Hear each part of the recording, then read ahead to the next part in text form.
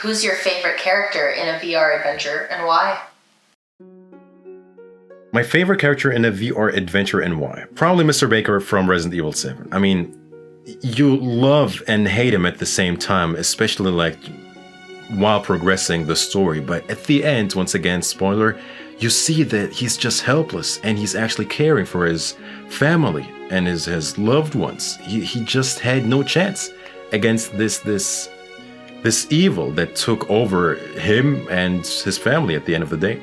Jack from Resident Evil 7. Wait, hear me out. There is a good reason for it. The whole game you're either fighting or running away from him. He is a constant threat to you, so when he asks you to save his family, you start to have mixed feelings towards him. He is just a normal family man who had some dreadful events occur. It is this kind of storytelling that I appreciate in games the most, as things are not quite as black and white as they first seemed. I'm going to say Frank from the London Heist, as he reminds me of Russ Harding, our studio director, who actually made the game. But I just think it's quite funny that he made a character in a game that we all think is based on him, and it's a really compelling, fun character. Little mouse called Quill. Quill? You can't not love Quill. I think it has great personality, enough charisma to actually be a mascot in the same way as Mario has become for Nintendo. I mean, super brave, super adventurous.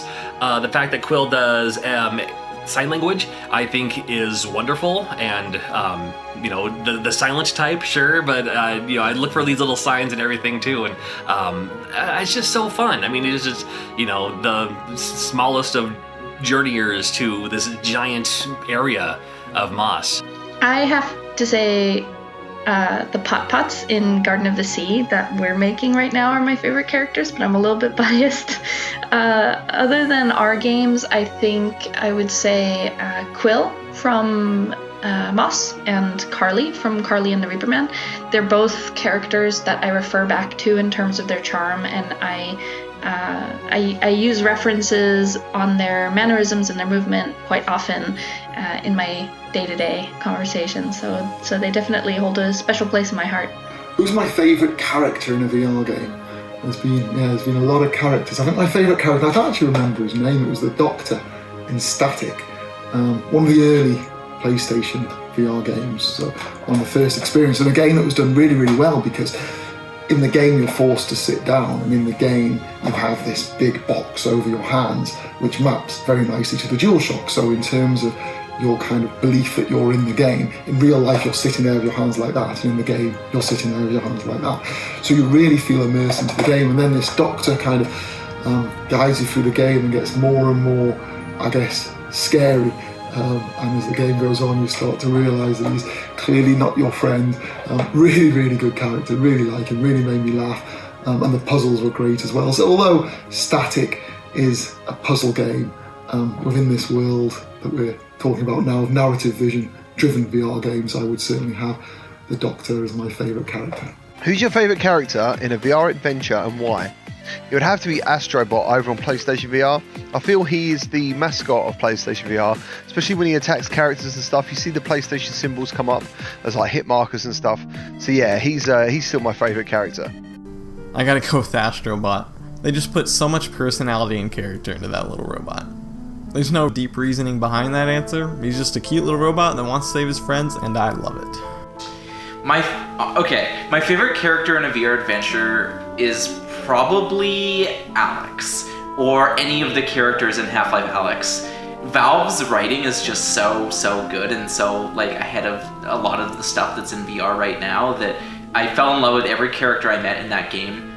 So incredibly well written and well acted, and well realized with those character models and the faces, the mocap animations, and just an incredible display of acting and animation that makes all those characters really interesting.